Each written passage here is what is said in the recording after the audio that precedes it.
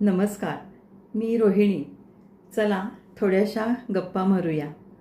आजकाल बायकांचा गुगल पे करण्याचा सराव खूपच झालेला आहे. अगदी म्हणजे दिवसातून 1-2 वेळा तरी त्या नक्कीच करतात किंवा 1-2-3 दिवसातून एकदा तरी सगळ्याजणी नक्कीच करतात. अगदी फळभाजी असो, पालेभाजी असो, त्यांच्याकडे सुद्धा QR कोड पटकन स्कॅन करतात. म्हणजे सुट्ट्या पैशाची भानगड नाही, काही नाही आणि इतकं छान म्हणजे पटकन होऊन जातो तो व्यवहार. भिशीमध्ये सुद्धा पूर्वी रोख पैसे आपल्याला मिळायचे आणि मग त्या नोटा मोजून घ्यायच्या आणि मग त्या एखाद्या पर्समध्ये व्यवस्थित ठेवायच्या. ह्या पैशाचं काय करायचं हे अगदी आपण ठरवलेलं असतं की मी ही भिशीचे पैसे मला मिळाले की मी अमुक गोष्ट करणार आहे. पण आता तो आनंद पण नसतो, कारण खटाखट लगेच गुगल पेला पैसे आपले जमा होतात. त्यामुळं बऱ्याच जणींचं असं मत आहे की भिशी आपण लावतो पण पैसे मिळाले त्याचं समाधान असं होत नाहीत. तुम्हाला काय वाटतं? तुमचं पण मत असंच आहे का? आणि काय होतं मग पैसे दिलेत ना, मग काय नाही, जरा भिशीला गेलं तरी चालेल असा सुद्धा काहींचा कल असतो. कारण पैसे पण नाही आणि आपण पण नाही असं म्हणण्यापेक्षा मी गुगल पे केलेत ग पण मी येऊ शकत नाही असं पण म्हणण्याकडे आता कल वाढलेला आहे. तर हे गुगल पे करायचं म्हणजे सिक्युरिटी त्याला नाही आहे किंवा आपला बॅलन्स जातो, पटकन अकाउंटमधले पैसे आपले उडून जातील असा अजूनही काहींचा समज आहे. त्यामुळं त्या गुगल पे करायला अजून घाबरतात. पण काय होतं की आपण आता जे कालाय तस्मै महा सारखं काळा तुला नमस्कार असो, आता पूर्वीचा काळ राहिलेला नाही आहे, हा येणारा काळ आहे. त्याला आपल्याला साक्षात दंडवत घातलाच पाहिजे आणि त्याप्रमाणे आपण पण तसं वागलं पाहिजे. म्हणजे आपण खूप टेक्नोसॅव्ही होऊ नाही शकणार, पण अशा बाबतीत तरी व्हायला पाहिजे, कारण तो खूपच एक सोपा आणि सुलभ मार्ग आहे. तुम्ही UPI कोड वापरूनही व्यवहार करू शकता.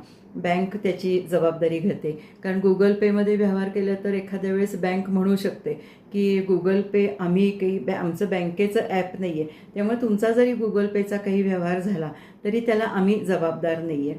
पण अगदी रेअर केसमध्ये काहीतरी गोंधळ होऊ शकतो की आपल्याच आपला मोबाईल हॅक झालेला असेल किंवा काही अशी गोष्ट असेल तर होऊ शकतो. पण अदरवाईज गुगल पेसुद्धा आपल्याला खूप सोयीचं आहे आणि शिकून घ्यायला काही हरकत नाही आहे.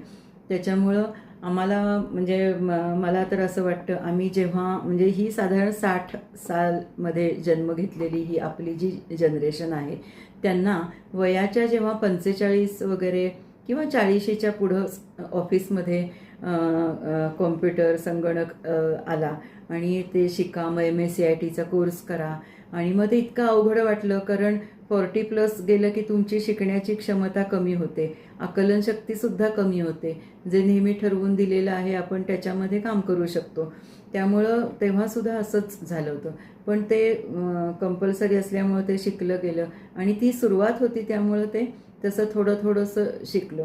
आणि त्यावेळी आमच्या पुढं आम्ही जेव्हा वयाची 50-55ला आलो आणि नवीन रिक्रुटमेंट झाली की जी मुलं यायची ती तर इतकी म्हणजे हुशार असायची की त्यांना काही येत नाही असं नाही, पटकन काही हवं असलं की पटकन त्यातनं करून द्यायची. म्हणजे ते विचारसुद्धा त्यांना करायला लागायचा नाही असं वाटायचं आणि त्यांचं खरंच त्या मुलांचं खूप कौतुक वाटायचं. पण शेवटी हा काळ आहे आणि जसं जसं जग आधुनिक होत जाईल, जसे जसे शोध लागतील तसं हे सगळं बदलत जाणार आहे. त्यामुळं आपल्याला त्याच्याशी सामना हा केलाच पाहिजे. आणि आपलं वय वाढलं तरीसुद्धा आपल्याला याच काळातून याच जमान्यातून चालायचं. त्यामुळे आपण पण अशा छोट्या छोट्या गोष्टी अशा छान शिकून घेतल्या पाहिजेत की एखादा व्हिडिओ असतो तो एडिट कसा करायचा, तो एडिट केलेला आपण जर त्याचं मूर्त स्वरूप बघितलं तर अगदी आपल्याला किती आनंद त्याचा होतो, कारण हे आपल्याला त्यावेळी काही माहीत नव्हतं. पण आता हे सगळं आपल्या हातात आहे.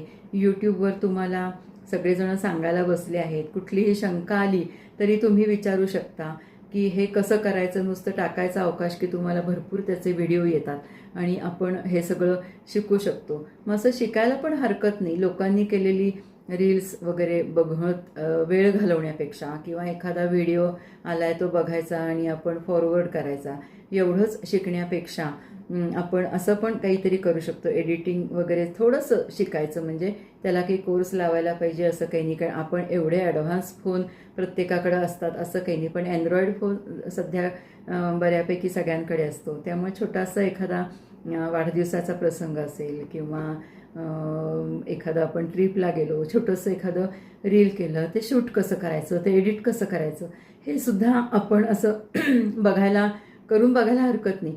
आणि हे जेव्हा आपण नवीन शिकतो, एखादं करून बघतो आणि ते जर छान आलं तर आपल्याला ते इतकं छान वाटतं, म्हणजे आपला दिवस चांगला जातो आणि अजूनही काहीतरी त्यातून आपण नवीन शिकावं अशी आपल्याला इच्छा होती. त्याच्यामुळं असं नक्की जरूर करून बघा. छोटे छोटे फोटो काढायला शिका, छोटे छोटे व्हिडिओ काढायला शिका. बाहेर गेलं तर निसर्गाचे फोटो काढायला शिका. सूर्योदय आहे, सूर्यास्त आहे, याचे फोटो काढायला शिका. आणखीन याच्यातनं आपण केलं म्हणजे साधा एक फोटो जरी आपण काढलेला असला तरीसुद्धा आपल्याला खूप कौतुक वाटतं. काहीच करायचं नाही किंवा असं उगीचच म्हणजे असंही बसण्यात आता अर्थ नाही आहे.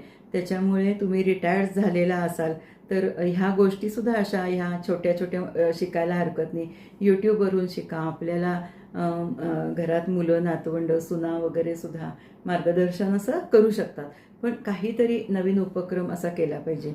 छोटासा म्हणजे आपल्याकडे एखादं कलेक्शन असेल, रांगोळ्यांचं असेल, फुलांच्या कलाकृतींचं असेल, तर त्याचे छोटे छोटे अल्बम करायला, त्याला छोटंसं म्युझिक टाकायला इतकं सोपं आहे. असं शिकून म्हणजे आपलं ते सेव्ह पण राहतं.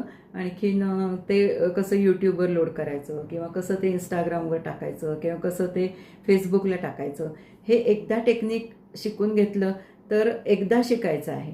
मग 100 वेळा तसंच करायचं आहे आपल्याला. पण पहिलं म्हणतो ना आपण की पुढच्या यशाच्या 10,000 पायऱ्या तुम्ही चढू शकाल, पण पहिली पायरी तर तुम्हाला चढणं क्रमप्राप्त आहे. आज मी तुमच्याशी गप्पा अशासाठी मारते की आता आपण गुगल पे सर्रास वापरतो हे मी तुम्हाला सांगितलं आहे. तर त्याच्यामध्ये आता नवीन एक पॉकेट म्हणून एक छोटंसं आयकॉन आलेलं आहे आणि त्याच्या बाबतीत वेगवेगळे व्हिडिओ आहेत आणि ऑडिओ पण आलेले आहेत की हे कसं चुकीचं आहे आणि त्याला तुम्ही अजिबात हात लावू नका, त्याला क्लिक करू नका, कारण ते बटन अजिबात दाबू नका, कारण तुमचा सगळा बॅलन्स त्याच्यामधनं उडेल वगैरे असे व्हिडिओ येतात. आणि बॅलन्स एकतर जाणार म्हटलं की आपण फारच आधी घाबरून जातो, असं जर कोणी सांगितलं आपल्याला तर. कारण जो आर्थिक व्यवहार आपला असतो तो आपल्याकडे अजूनही म्हणजे कितीही बाई शिकली, मिळवती झाली तरी बऱ्यापैकी पुरुष हे आपल्या सगळं व्यवहाराचं बघत असतात. त्यातून आपण असं काही कारभार केला नवीन काहीतरी आणि त्यातून जर पैसे उडाले तर म्हणजे आपण म्हणजे आणि घरामधलं वातावरण तापायला नको, म्हणजे ही पण भीती आपल्याला असतेच की कुणी सांगितलं होतं तुला तो नको तो उद्योग करायला, कुणीच सांगितलं होतं ते, विचारल्याशिवाय काही करायचं नाही वगैरे. म्हणजे हे असं सुद्धा घरामध्ये वातावरण होऊ शकतं. त्याच्यामुळे ते पॉकेट या छोट्याशा त्या आयकॉनविषयी फारच हल्ली आता आपल्याला कळायला लागलं आहे. पण मी तुम्हाला सांगते ते पॉकेट अशासाठी आहे की समजा तुमची मुलं बाहेर शिकत आहेत आणि त्यांना एखादी गोष्ट खरेदी करायची आहे किंवा त्यांना थोडेसे पैसे त्याच्यामध्ये त्यांना आता इमर्जन्सीला लागणार आहेत, तर आपण तिथं हे करू शकतो, पैसे टाकू शकतो आणि तिथं लिमिट देऊ शकतो की ह्या व्यक्तीला 2,000, 3,000, 5,000 पर्यंतच खर्च करायची परवानगी आहे.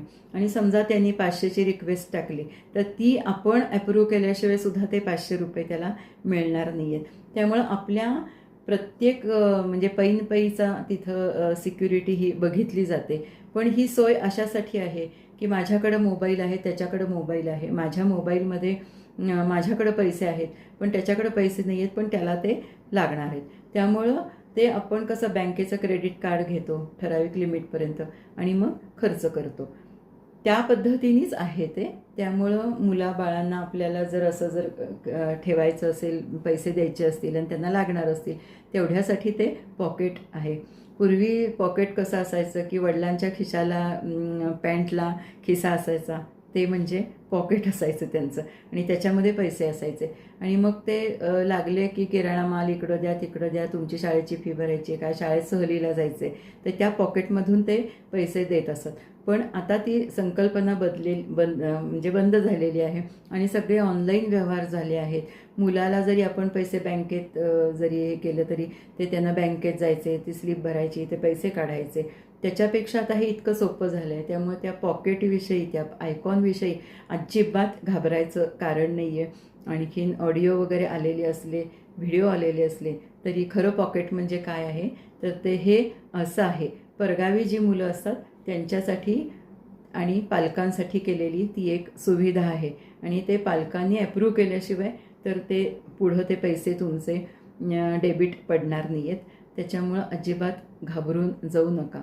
कारण पूर्वीचा जो पैशाचा, शर्टचा, पॅन्टचा खिसा म्हणजे जे पॉकेट असायचं, तर आता ह्या पॉकेटची संकल्पना ही खूप बदललेली आहे. त्याच्यामुळे तुम्हाला जर तसे मुलं परगावी असतील तर त्याचाही वापर करायला काही हरकत नाही. आणि अजून म्हणजे त्याच्यामधले जे जास्त माहितगार असतात तर त्यांनासुद्धा विचारून तुम्ही हे करू शकता. पण हे असा गैरसमज आहे, त्यामुळे असे ऑडिओ व्हिडिओ वापरू नका. पैसे उडतील वगैरे असा आला तर किमान एक करा की तुम्ही जरी पॉकेट ते वापरलं नाही तरी किमान कुठल्या ग्रुपला ते फॉरवर्ड करू नका. कारण अननेसेसरी चुकीचे मेसेज हे जात आहेत. त्याच्यामुळे मला हे एवढंच सांगायचं होतं. त्याच्याकरता तुमच्याशी आज छान गप्पा झाल्या. परत मी येईनच तुमच्याशी गप्पा मारायला नवीन एखादा छानसा विषय घेऊन. तोपर्यंत धन्यवाद.